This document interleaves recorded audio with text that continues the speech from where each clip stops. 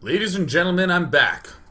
Day 9 Daily 492, where we learn to be a better gamer. It's part 3, where we're looking at CreatorPrime. In part 1, we heard about my experience at PAX, and other stories.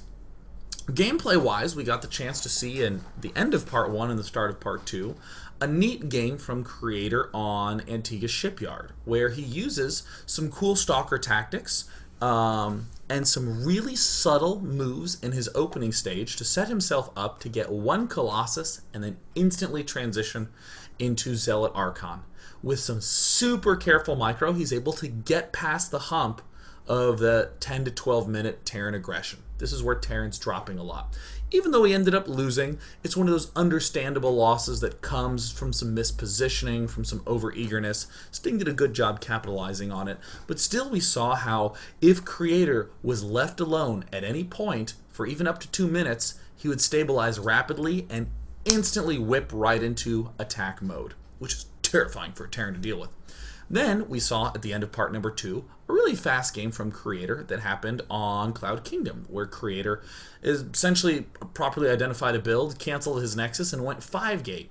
And even though that response seems straightforward, some subtle moves with his probe being able to get forward pylons up allowed him to do a counter swing and win. So here, we're going to be seeing a swift game between Sting and Creator, or we're going to swiftly go through a long game between Sting and Creator on Metropolis.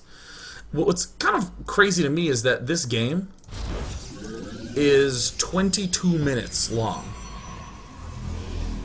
which is kind of a short game on this map. I'm going to be going through this one a little faster because, I'll be honest, I'm just going to go to sleep after this. My sleep schedule is whack-a-mundo. Yeah, PAX experience. So tomorrow it shall be better when I do a little bit of Heart of the Swarm. I'm totally going to do some PvPs versus my friend Tristan and try to do some supercharged Phoenix stuff.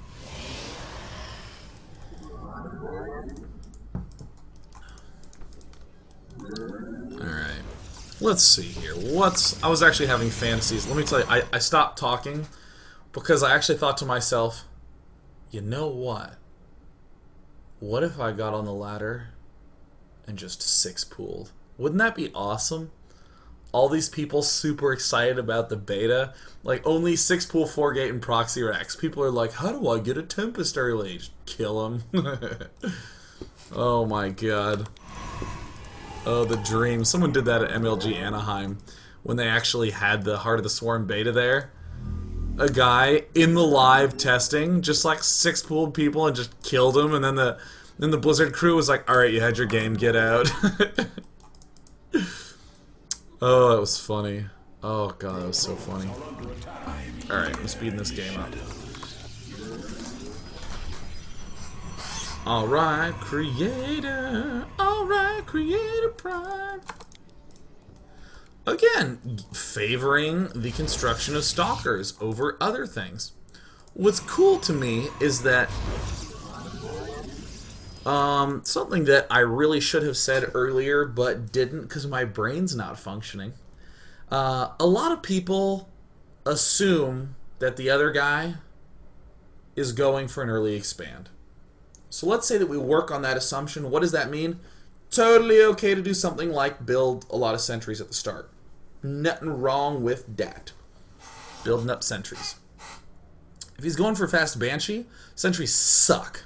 You will lose your sentry quickly due to the fast damage and fast fire rate of the Banshee, and then you'll be like, ugh.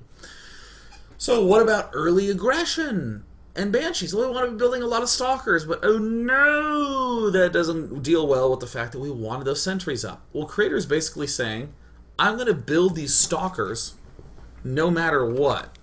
And the way I'm going to deal with an early expander is by being really aggressive and doing some of these clever transitions.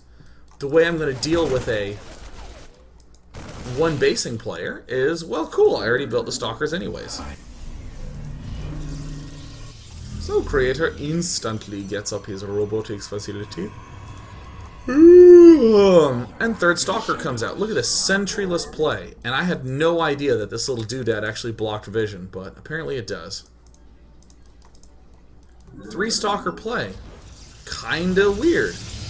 Kinda really interesting. In fact, most people will be like, yeah, you should always get at least one sentry. Not Creator. And some nice positioning allows him to leave the Stalker here. And actually, for the last little bit, what I'm going to do is I'm going to show... Now, you'll see a little blue ring appear underneath the Stalker, like right there. I want you just to look for this blue ring with me. This is how often he pulls the focus back to the Stalker. So blue ring, blue, blue, blue, blue, blue. And then it's just sitting here, blue. Blue, blue, blue, blue. See this little blue thing that just keeps pinging there? This is how often he's actually just coming back to the Stalker and just check, check, check, check, check. There he checked again. So just repositioning everything carefully in this defensive spot. I mean, think if you had a sentry. It's hard to really clearly determine where you should position that sentry. Hellions will come up, kill that off. And we are going to see Creator take some damage here. Continuing to morph in Stalker, still no sentries. Totally accepts the brunt of that damage loss. Lost 7 workers, killed 3 Hellions. This is actually quite a good exchange.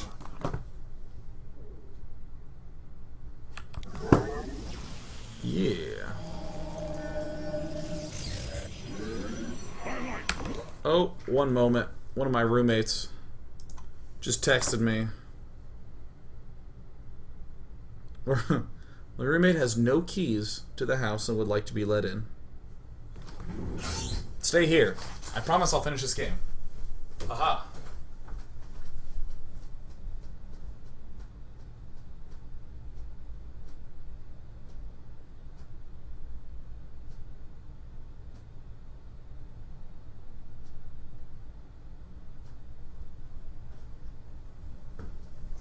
Alright, roommate secure. Alright, cool. Alright. Allow me to blast through this. Yeah. We're just going to quickly go through the end of this. It's actually okay to lose some probes against an early aggressive player, even if you're at a loss, because the truth is you're going to be ahead in workers by a lot.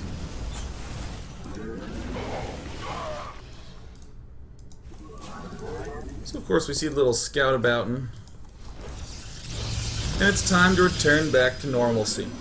Interestingly, this is one of the first times I've seen Creator build an Immortal at this point in time.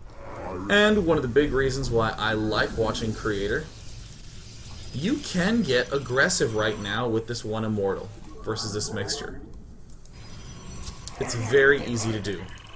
But once again, double forge, robo facility, positioning everything all about.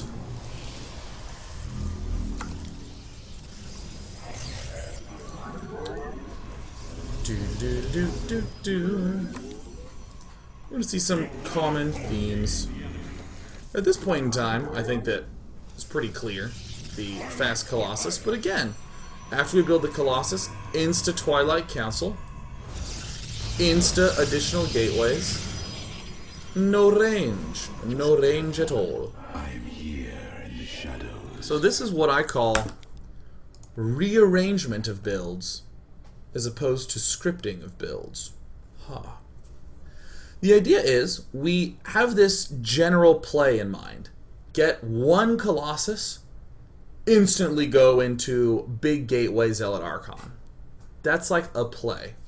If he's early expanding and not messing with us, we do that play kind of quickly. If he goes for fast gas and he does mess with us early, we do that kind of slowly. So, I've been doing this a lot today. This is a game where we've done it kind of slowly.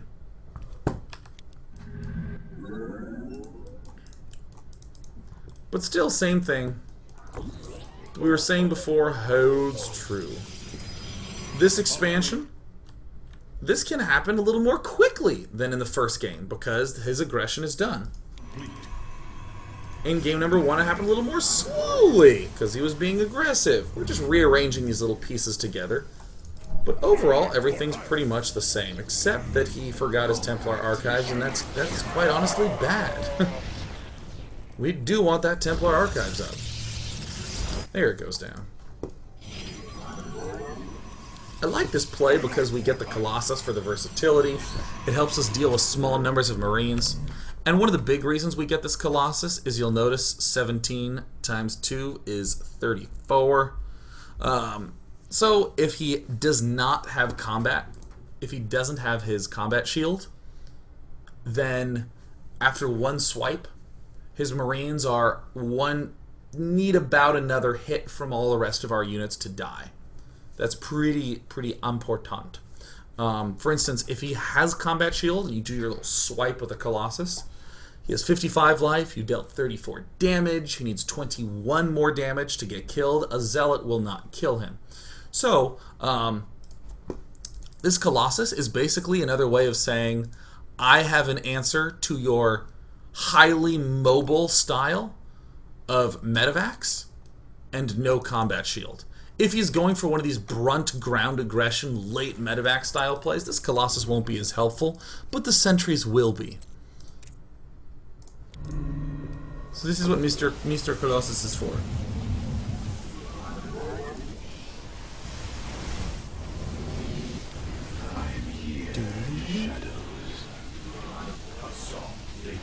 Ah, tasty.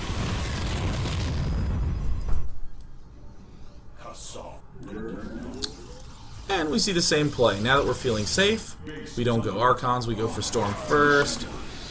All this sort of annoyingness comes into action, but there's a secret defender here. Here is a secret defender. Where are my guys at? Yeah, here we go. We have most of our army here. We have some smattering of army here. The secret defender.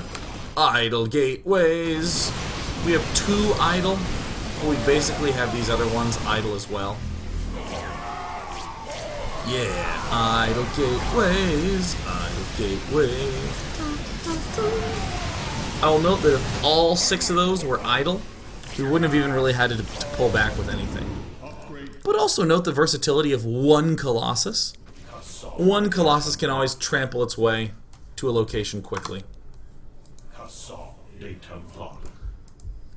So everything that Creator's doing is like super duper accelerated.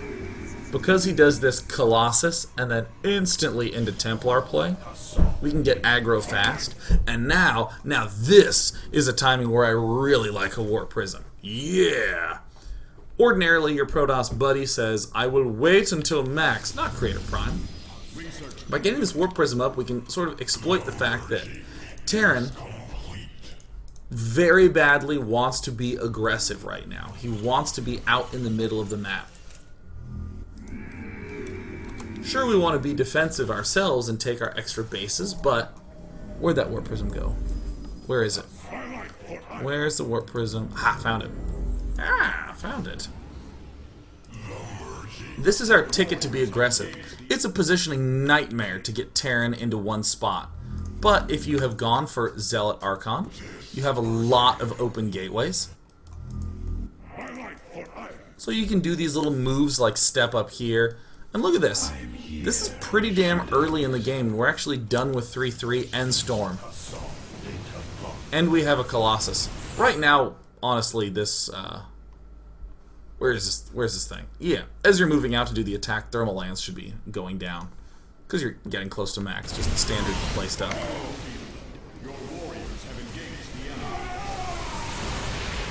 But this is so awesome. That Warp Prism, even though it died, it's just an investment of 200. Could have completely repositioned the army in a very awesome way. And there we have the Thermal Lance coming up. Ah, excellent. I would now prefer another Warp Prism to a Colossus. Now that that is down. As Terran, again, needs to be aggressive. He's getting his other command center up. You guys, I'm tired. He's 3-3. It was the opening that was cool, right? He's a Protoss, it's 3-3, and he has all his tech. Is there that much complicated right now? Except with the one thing of maybe the warp prism might be a little interesting twist, but damn it, he's just gonna build a bunch of shit and kill him, alright? Stop acting like that's amazingly complex. And then he's very sophisticated. He has great units. He's gonna build all the great units. He's gonna kill him. Yes, yeah. But still, I think this is really fun to watch in action. So like getting to here is the interesting part. The fact that Creator was able to step into huge lightning mega aggression this quickly. Also significant to note is that he is pretty low on the gateway count in the grand scheme of things. I actually think that this is pretty counter to the way a lot of Protosses play, which is to over gateway, and then to have these periods of really ramping units up, and then other periods of really ramping probes up. Creator tends to play a little bit more even of a style. And by having every kind of awesome unit, every kind of awesome unit, he kills his opponent judiciously. Here's a storm rain. Oh, it didn't go well for him. Alright guys, look at this cool battle about to happen in a way that will allow me to go to bed. Here it comes. I bet you it'll be there soon. I truly do think a Warp Prism is needed right here. In the midst of this battle, if this goes poorly or not, warp in here, boom, start dealing damage in the main base.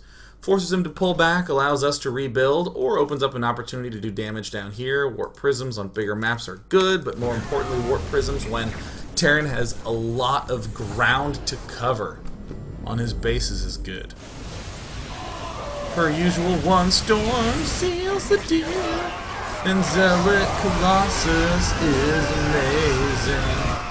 And it wins games of StarCraft with GG. Ordinarily, this is where I have questions, but I'm going to go to bed. Hey, tomorrow I'm going to be doing some Heart of the Swarm buddy battling with my buddy Tristan. Hope that's okay. Oh my god, I'm so tired. But we did it. We did a daily, and it was delightful seeing you. Again, go to the website, invite people to comment on their stuff. Now invites are open. So if you currently are a member of the Day 9 TV website, you can invite your buddies to participate. And I'm just going to go to bed. Good night. Good night, all y'all. I'm in love with you. Oh, yeah.